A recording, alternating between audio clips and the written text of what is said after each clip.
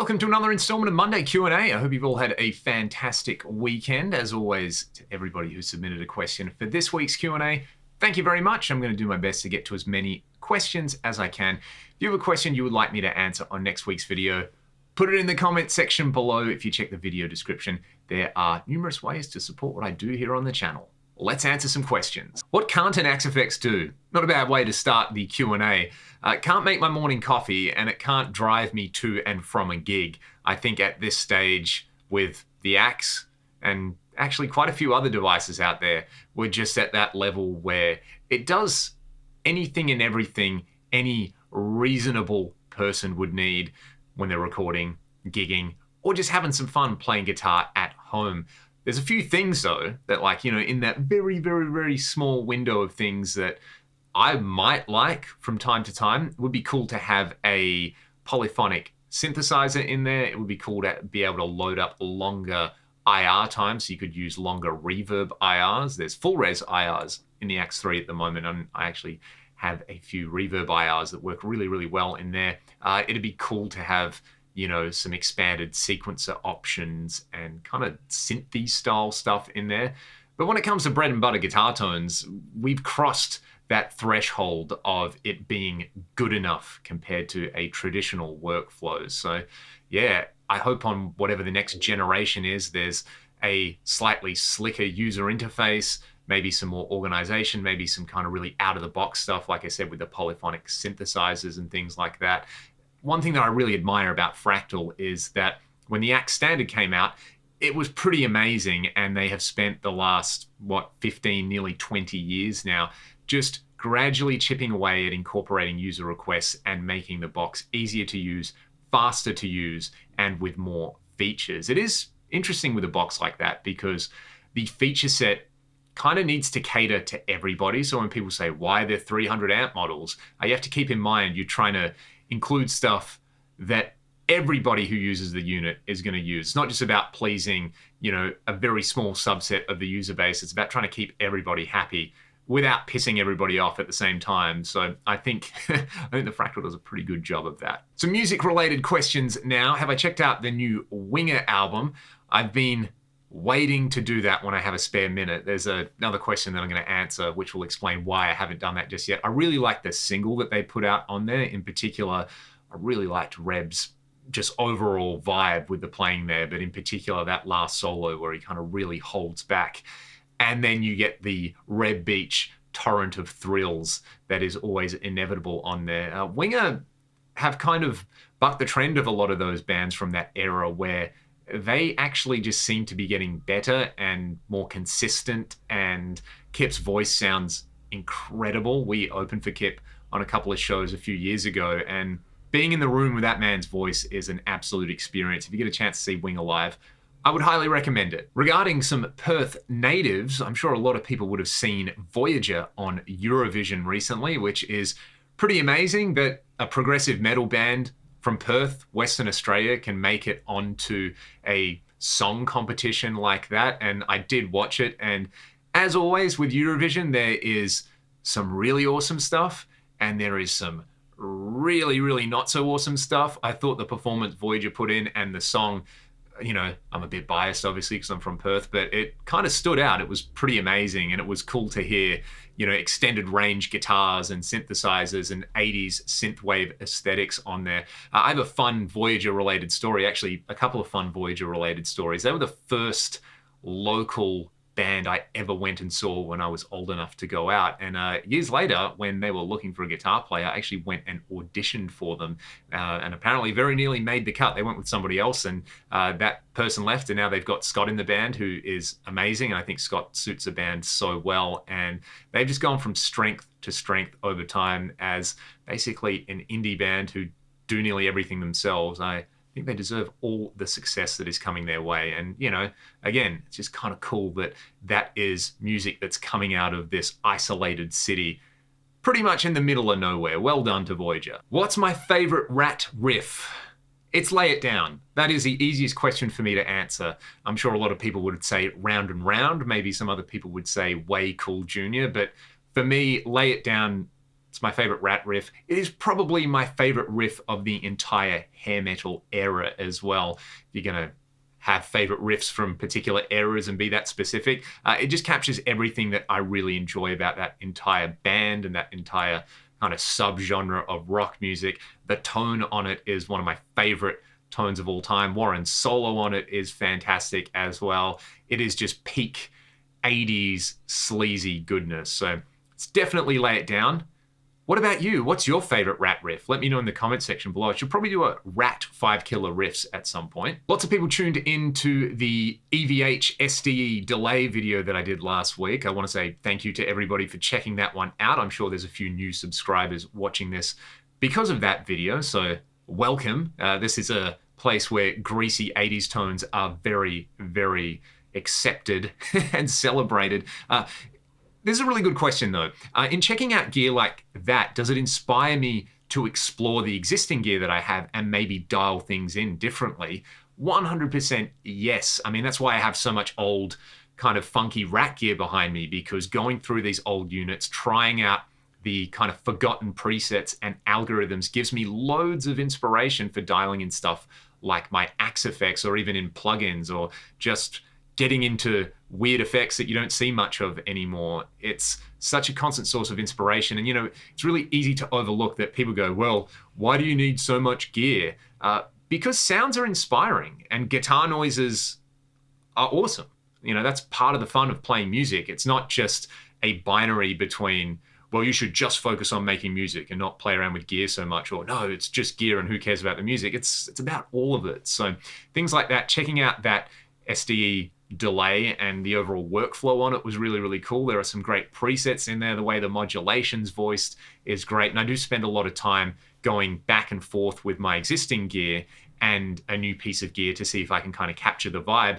And I get really excited about a piece of gear when it has a particular character that I just simply can't get out of any other piece of gear that I have. That's when a piece of gear really becomes a keeper, in my opinion. So excellent question. And I really do hope when I do those demo videos that it's not just about, hey, here's a product, go and buy it because you need this. You know, if you've got a timeline, or you've got a Boss DD20, or you've got an Axe FX or a Helix, then if that video makes you want to get that thing and dial it in differently or find some new sounds, that's kind of the joy of doing what I do. And I do consciously try to communicate these things in there, where it's like, if I'm demoing a product, yeah, it's about the product, and yeah, it's obviously an advertisement if a company sends me something, but I also want to put information out there for people to check out so they can choose what they want to do with their money and with their existing gear.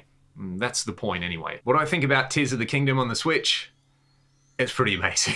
I've been playing this a lot. I got it on Friday. It was a birthday present from my wife, and I kind of haven't really done anything since. I've been playing it a lot. I'm one of those people who had a few hundred hours into Breath of the Wild, and it is so lovely going from that over to this and having a bunch of new stuff to check out. I don't want to give any spoilers away for anyone who hasn't checked it out who wants to, but if you liked Breath of the Wild, this is everything you liked and more. As always with Zelda games and Nintendo, they're just beautiful things, from the gameplay to the sound design to the way they've been able to kind of fix some of the issues that Breath of the Wild had. Technically, it's like a lot of people have been saying, it's a masterpiece. If you like Nintendo, you got to Switch, just do it. Just go and buy it and play it and spend a few hundred hours of your life just doing something really nice. It's amazing. My thoughts on modern Epiphones, are they really worthy of a lot of the praise that they've been getting? I have tried some of the newer, let's say higher end Epiphone guitars recently and been pretty impressed. In particular, I got a chance to noodle around for a few minutes on the Adam Jones signature Epiphone, and it was fantastic. If I had my eyes closed and you just handed it to me, I would have said that it was some kind of high-end Les Paul custom. The neck felt great, it was perfectly intoned, the setup on it was awesome. Acoustically, it was really, really vibrant. I was impressed, and I've got some students who have the Les Paul Prophecies and the Jerry Cantrell signature Epiphones, and they also glow about those. I would love to try one of the Jerry Epiphones, actually. They look like they're spec'd really, really well. So I've had some really good experiences there. If you asked me this question 10, 15 years ago, some of the lower end Epiphones, they feel like budget guitars, and there are definitely budget guitars now that would have exceeded what you could have got out of Epiphone 10, 15 years ago. You look at some of the Harley Benton stuff, hard to beat for the price. But I think getting into that sort of mid-price tier where maybe you're paying a price which is comparable to, say, a PRS SE, in Australia, probably around $1,000, $1,200, the overall value has definitely come up in the last 10 to 15 years, in my opinion. So I found it interesting when we first started touring the States, now 10, 11 years ago, where there were a lot of touring bands who, they'd have their main guitar, which was a Gibson Les Paul, and then they'd have 2 or 3 Epiphones that they would rotate through the set. It wasn't just all Gibsons. And there were a few people who just had like 2 Epiphone Les Pauls, and that's what they were using for their touring rig. And they could certainly afford to go and buy Gibsons, and they owned Gibsons, but they kept them at home simply for the reason that, their guitars were getting beat up on the road and on stage, and that it just made more sense to have 2 of something, so you've got a backup, rather than, well, I guess nowadays with Gibson prices, probably like a quarter of something. So I'd be really interested to hear from people watching this video, if you've got an Epiphone at any price point, what you think about it. If you love it, tell me what model it is so I can go and check one out and hopefully get some on the channel soon. That would be really interesting. And because I brought up the Adam Jones signature, and I mentioned my DGT last week, am I a tobacco sunburst, a cherry sunburst, or a silver burst guy? The tobacco burst on the DGT is kind of turning me. I think traditionally I've just been, like a cherry sunburst, normcore kind of Gibson person. I do like the sort of lemon burst that you see on some Gibson models. I am not really into the blue burst or green burst kind of things like I've talked about before. Totally personal preference. If you like those things, that's awesome. But the silver burst thing is so epic. To me, that is probably the coolest Les Paul custom color. So I would say on a Les Paul standard, cherry sunburst. On a Les Paul custom, silver burst.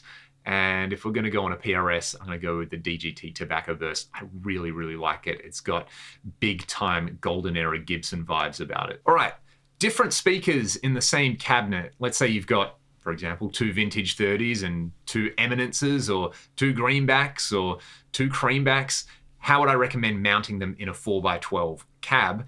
I've got a 4x12 cab with 4 different speakers in it, and I haven't done enough testing to say definitively that there's a best way to lay all of them out. But I know people rave about stuff like the Friedman cabs and the Bogner Uber cab, and it seems like a lot of people like that X pattern.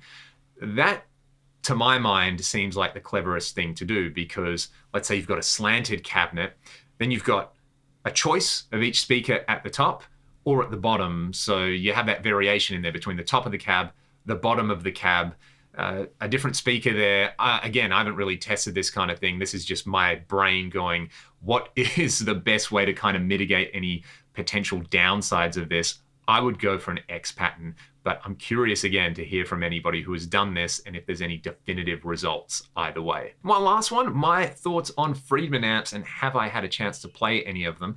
I got to play through a few Friedmans when I went to the Zen Amp Vault about a year ago, played a Dirty Shirley. It was amazing, like very much in that kind of hot-rodded JTM 45 vibe, just a pure AC/DC machine that can clean up and get nasty. I also played a BE 100, and I have to say, having played the BE 100 in the Axe Effects a lot, they nailed that amp. It has that kind of Marshall Plexi but smoother characteristic going on. It was an awesome amp. It's one of those things where you just kind of plug in and you go, yep, there's the sound. However, hearing it next to a 1970 Plexi, I kind of enjoyed the unhinged and less like kind of filtered and smoothed out character that the old Plexi had. But I think if you wanted a Marshall style amp to gig with and money was no barrier, our BE 100 would be a pretty amazing place to start. And of course, Dave is, the grand wizard of modern amplifiers. There's not many people who would know more about Dave. Actually had a pretty good chat about Dave on the recent Gear Podcast episode with Jason Tong, which you can check out as well. I'm going to shill the Gear Podcast. Thank you to everybody for checking out the Gear Podcast as well. It's been a pleasure, and there are a lot more episodes to come. And with that, I'm going to finish up this week's Q&A. If you've got questions for next week, put them in the comment section below. Should have some new Ragdoll music for you very soon as well. We're playing in Melbourne on June 23rd as well, so would love to see some of the Melbourne family come out to that show at the Prince Band Room. Great room, great city. Have a great day. I'll see you all next time.